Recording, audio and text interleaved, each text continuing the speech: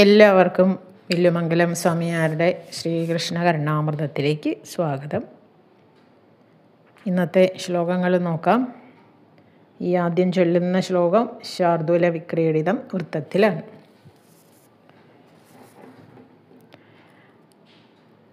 ഉത്തുംഗസ്തനമണ്ഡലോപരിലസത്പ്രാലംബമുക്താമണേരന്തർബിംബിതമിന്ദ്രനീലനികരച്ഛായാനുകാരിദ്യുതി ലജ്ജാവ്യാജമുപേത്യ നമ്രവദനാ സ്പഷ്ടം മുരാരേർവപുഃ പശ്യന്തി മുദിതാമുദേസ്തു ഭവതാം ലക്ഷ്മീർവിവാഹോത്സവേ. കല്യാണോത്സവവേളയിൽ കുജയുഗം മേലെ കിടന്നാടുമാമാല്യത്തിൻ ശുഭശോഭയാം മണികളിൽ ബിംബിച്ച കൃഷ്ണാഭയെ ലജ്ജിച്ചെന്നതുപോലെ കള്ളവടിവിൽ മെല്ലെ മുഖം താഴ്ത്തി നിന്നാഹ്ലാദത്തൊടു നോക്കുമാ രമ നമുക്കേ കട്ടയാമോദനം. കൃഷ്ണൻ്റെയും ഭഗവാന്റെയും ലക്ഷ്മി ദേവിയുടെയും വിവാഹോത്സവത്തിൽ നടന്ന ഒരു ചെറിയൊരു കാര്യം പറയുകയാണ് സ്വാമിയാർ. എന്താണെന്ന് വെച്ചാൽ, വിവാഹ സമയത്ത് സ്വന്തം മാറിടത്തിൽ തെളിഞ്ഞ് ഇങ്ങനെ കിടക്കുന്ന മുത്തുമണിയുടെ ആ മാലയിലെ മുത്തുമണിയുടെ ഉള്ളിൽ ഭഗവാന്റെ ബിംബം, ഭഗവാന്റെ രൂപം, ഇന്ദ്രനീലങ്ങളുടെ കാന്തിയെ വെല്ലുന്ന ഭഗവാന്റെ മഹാവിഷ്ണുവിൻ്റെ ആ രൂപം ഈ മുത്തുമണികളിൽ പ്രതിബിംബിക്കുന്നുണ്ട്. അപ്പോൾ ലജ്ജ നടിച്ചിട്ട് ലജ്ജ എന്ന വ്യാജം മുഖം കുനിച്ചു നിന്ന് സ്പഷ്ടമായി ഈ ഭഗവാനെ നേരെ നോക്കാൻ എന്നതിന് പകരം ഈ മാലയിൽ പ്രതിബിംബിക്കുന്ന ഭഗവാന്റെ രൂപം നന്നായിട്ട് നോക്കി സന്തോഷിക്കുകയാണ് ലക്ഷ്മി ദേവി എന്നാണ് വില്ലുമംഗലം പറയണത്. ലജ്ജ കൊണ്ടാണ് എന്നുള്ള നാട്യത്തിലെ മുഖം താഴ്ത്തി വീണ്ടും വീണ്ടും ഈ മാലയിൽ പ്രതിബിംബിക്കുന്ന ഭഗവാന്റെ രൂപം നോക്കി നോക്കി നോക്കി നിന്ന് ആസ്വദിച്ചു, അല്ലെങ്കിൽ അങ്ങനെ തൃപ്തിപ്പെട്ടു എന്നാണ് വില്ലുമംഗലം പറയണത്. അതല്ലാതെ ലജ്ജ കൊണ്ടല്ല എന്നാണ്. ലജ്ജ കൊണ്ടല്ല മുഖം കുനിച്ച് നിന്നത്. ഈ ഭഗവാന്റെ ഈ മുത്തിൽ പ്രതിബിംബിക്കുന്ന ഭഗവാന്റെ രൂപം കാണാൻ വേണ്ടിയാണ് നമ്രമുഖിയായി നിന്നത് എന്നാണ് വില്ലുമംഗലം പറയണത്. ഇനി അടുത്ത ശ്ലോകവും ഈ ശാർദൂല വിക്രീഡിതം വൃത്തത്തിൽ തന്നെയാണ്. അതും ഇത് മുമ്പ് പറഞ്ഞതുപോലെ ഒരു സംഭാഷണ രൂപത്തിലാണ് എഴുതിയിട്ട്. അത് കൃഷ്ണൻ മണ്ണ് തിന്ന കഥ ബലഭദ്രൻ അമ്മയോട് പറയുന്നതാണ്. അത് നോക്കാം. കൃഷ്ണേനാംബ ഗതേനരന്തുമധുനാ മൃദ്ഭക്ഷിതാ സ്വേച്ഛയാ സത്യം കൃഷ്ണ ക ഏവമാഹ മുസലീമിഥ്യാംബ പശ്യാനനം പ്യാദേഹീതി വിദാരിതേ ശിശുമുഖേ ദൃഷ്ട്വാ സമസ്തം ജഗന്മാതാ യസ്യ ജഗാമ വിസ്മയപദം പായാത്സന കേശവ.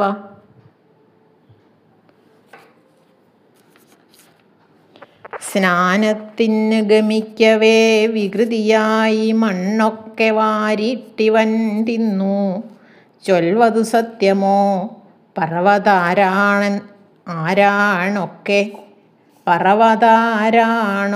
നിൻ ജ്യേഷ്ഠനാം. അയ്യോ കള്ളമിതൊന്നു കാണുവദനേ അമ്മയ്ക്കു ലോകത്രയം വായിൽ കാട്ടി ഭയം കൊടുത്ത യദുബാലൻ നമ്മെ രക്ഷിക്കണം. ബലരാമൻ യശോദയോട് പറയുകയാണ്, അമ്മേ, കൃഷ്ണനെ ഇന്ന് കുളിക്കാൻ പോണ വഴിക്ക് മണ്ണ് വാരി തിന്നു കേട്ടോ എന്ന് പറഞ്ഞു. ബലഭദ്രൻ യശോദയോട്. അപ്പോൾ യശോദ വിളിച്ച് ചോദിച്ചു, ഉണ്ണി, ഈ ജ്യേഷ്ഠൻ പറയണത് ശരിയാണോ, വാസ്തവാണോ എന്ന് ചോദിച്ചു. അപ്പോൾ കൃഷ്ണൻ പറഞ്ഞു, ആരാ അമ്മേ ഇങ്ങനെയൊക്കെ പറയണത് എന്ന് ചോദിച്ചു. യശോദ പറഞ്ഞു, നിൻ്റെ ചേട്ടനാണ് പറഞ്ഞത്, ജ്യേഷ്ഠനാണ് പറഞ്ഞത്. ഇതാ രാമൻ പറയണു, നീ മണ്ണ് തിന്നു പോണ വഴിക്കെന്ന്. അപ്പോൾ കൃഷ്ണൻ പറഞ്ഞു, അതൊക്കെ വെറുതെ പറയുകയാണമ്മേ, സംശയം ഉണ്ടെങ്കിൽ എൻ്റെ ഇങ്ങോട്ട് നോക്കൂ, ഞാൻ വായ പൊളിച്ച് കാണിച്ചു തരാം എന്ന് പറഞ്ഞു. വായ യശോദ എന്നാ നോക്കട്ടെ ഞാൻ എന്ന് പറഞ്ഞിട്ട് വായ പരിശോധിച്ചു. ഉടനെ കൃഷ്ണൻ വാ പൊളിച്ച് കാണിച്ചു കൊടുത്തു. യശോദ അതിനകത്ത് കണ്ടത് മണ്ണാണോ മൺകട്ടയാണോ ഇതൊന്നുമല്ല, ത്രൈലോക്യം മുഴുവനുമാണ് കണ്ടത് എന്നാണ് പറയണത്. നമുക്കറിയാം ഈ കഥ അല്ലേ. ആ യശോദ അത്ഭുതം കൊണ്ട് എന്താ വേണ്ടതെന്നറിയാതെ ആയിപ്പോയി. ഇങ്ങനെ ആ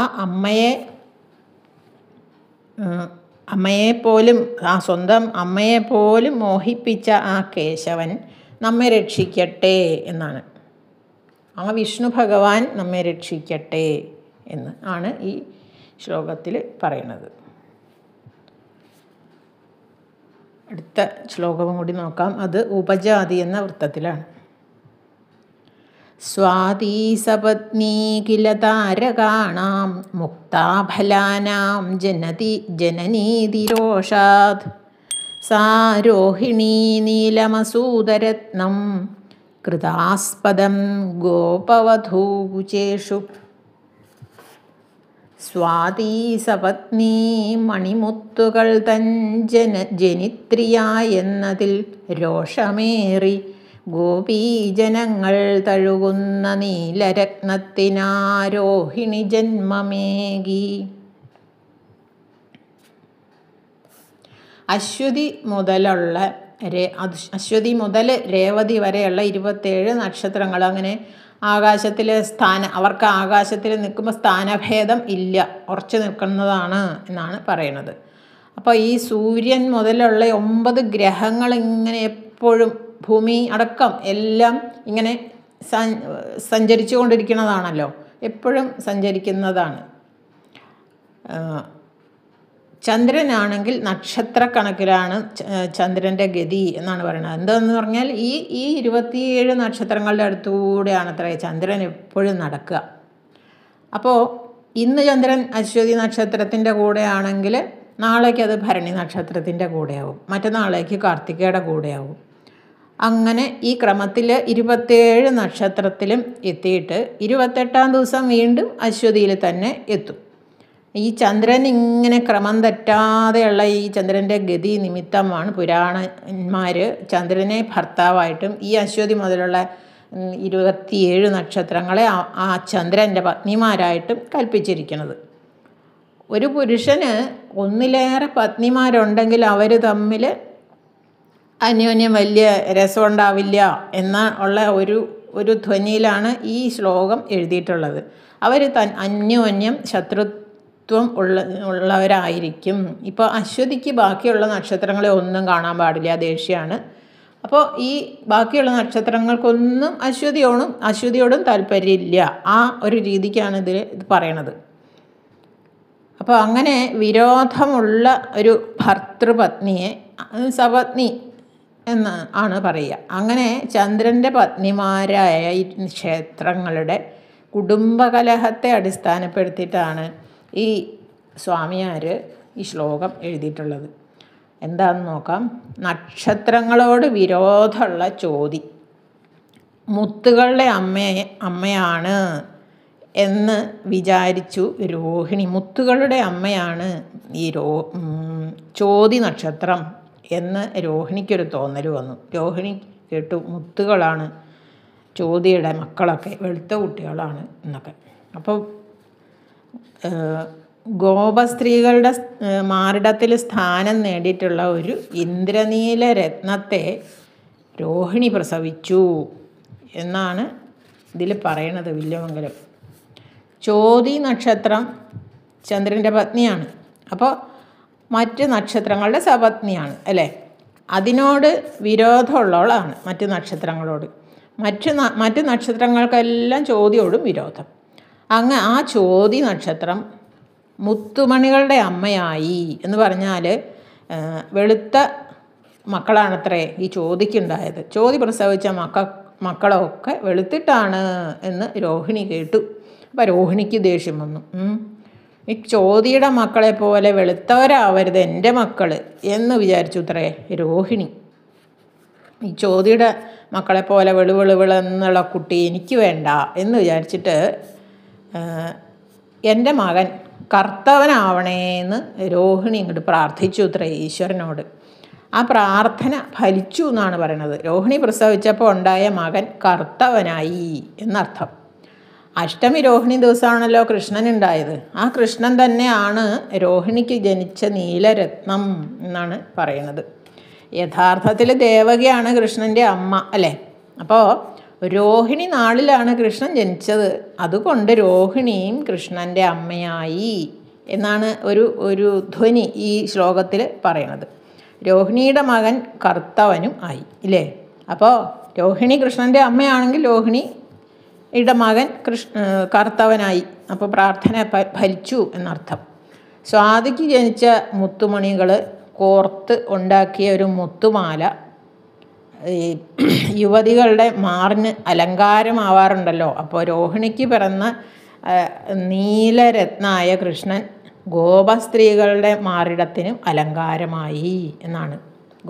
ആ നീലരത്നം ഗോപസ്ത്രീകളുടെ മാറിന് അലങ്കാരമായി എന്ന് പറഞ്ഞാൽ ഗോപസ്ത്രീകളുടെ കാമുകനാണ് കൃഷ്ണൻ എന്നാണല്ലോ, ഗോപീകാമുകനാണ് കൃഷ്ണൻ എന്നാണല്ലോ ഒരു പറയാറ്. അപ്പോൾ മുത്തുകളെക്കാളും നീലരത്നത്തിന് ഒരു കുറവും ഇല്ല എന്ന് പറയുന്നു. പുരാണത്തിൽ രോഹിണിയുടെ മകൻ വെളുത്ത ബലഭദ്രനാണ് അല്ലേ? രോഹിണിയുടെ മകൻ ബലഭദ്രൻ വെളുത്ത കുട്ടിയാണ്, കൃഷ്ണൻ കറുത്തിട്ടും ആണ്. അപ്പം ബലഭദ്രരുടെ ജന്മനക്ഷത്രം എന്നാണ് അക്ഷയതൃതീയയുടെ ആ സമയത്ത് തുലാമാസം അക്ഷയതൃതീയയും കൂടി ചേർന്ന് വരുന്ന മകയിരം ആണ് ബലഭദ്രൻ്റെ ജനന നക്ഷത്രം. തുലാമാസം 8 മുതൽ 22 വരെയുള്ള 14 ദിവസങ്ങൾ ചോതി ഞാറ്റുവേലയാണ് എന്നാണ് പറയണത്. അപ്പോൾ സൂര്യൻ ഈ ചോതി നക്ഷത്രത്തോട് ചേർന്ന് നിൽക്കുന്ന കാലമാണ് ഈ ചോതി ഞാറ്റുവേല എന്ന് പറയുന്നത്. സൂര്യൻ ചോതി നക്ഷത്രത്തോട് ചേർന്ന് നിൽക്കും. ഏത് ഞാറ്റുവേലയായാലും ചോതിയാണെങ്കിൽ ചോതിയോട്, അശ്വതി ആണെങ്കിൽ അശ്വതിയോടാണ് സൂര്യൻ ചേർന്ന് നിൽക്കുന്നത് എന്നാണ് പറയണത്. അപ്പോൾ സൂര്യൻ്റെ സമയം ഞായർ ഇത് ഈ ഞായറ്റുവേല എന്നാണ് ഞാറ്റുവേലയുടെ ശരിക്കുള്ള പദം. ഞായറ്റുവേല എന്നാണത്രേ. അപ്പോൾ ഞായർ എന്ന് പറഞ്ഞാൽ സൂര്യൻ എന്നാണ് അർത്ഥം. അപ്പോൾ സൂര്യൻ്റെ സമയം എന്നാണ് ഞായറ്റുവേല എന്നുള്ള വാക്കിനൊരു അർത്ഥം. അത് നമ്മൾ പറഞ്ഞ് അത് ഞാറ്റുവേലയായി വരുന്നില്ല. അപ്പോൾ മേടം മുതൽ മീനം വരെയുള്ള 12 മാസങ്ങളിലും കൂടി 2.25 ഞാറ്റുവേലയാണത്ര ഉണ്ടാവുക. അപ്പോൾ തുലാമാസത്തിൽ ആദ്യം 7 ദിവസം ചിത്ര ഞാറ്റുവേലയാണ്. തുടർന്ന് 14 ദിവസം ചോതി ഞാറ്റുവേല. അപ്പോൾ ആ ചോതി ഞാറ്റുവേലയിൽ മഴ പെയ്യുമ്പോൾ സമുദ്രത്തിൻ്റെ അടിയിൽ കിടക്കുന്ന മുത്തുച്ചിപ്പികൾ വെള്ളത്തിൻ്റെ മുകളിലേക്ക് വന്നിട്ട് പൊങ്ങി വാവൊളിച്ച് നിൽക്കൂത്രേ.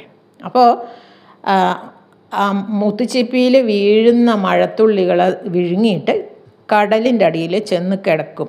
അപ്പോൾ ആ മഴത്തുള്ളി മുത്തുച്ചിപ്പിക്കുള്ളിലിരുന്ന് ഉറച്ചിട്ട് ആണത്രേ മുത്തുകൾ ഉണ്ടാവുന്നത്. ഇങ്ങനെയാണ് കടലിൽ മുത്തുകൾ ഉണ്ടാവുന്നത് എന്നാണ് പറയണത്. അങ്ങനെ മുത്തുകൾ ചോതി ഞാറ്റുവേലയിൽ ജനിക്കും. അപ്പോൾ ചോതി ഞാറ്റുവേലയിൽ മഴ പെയ്യുമ്പോഴാണല്ലോ ഈ മുത്തുച്ചിപ്പികൾ വായും പൊളിച്ച് മഴത്തുള്ളിയും കൊണ്ട് അടിയിലേക്ക് പോണത്.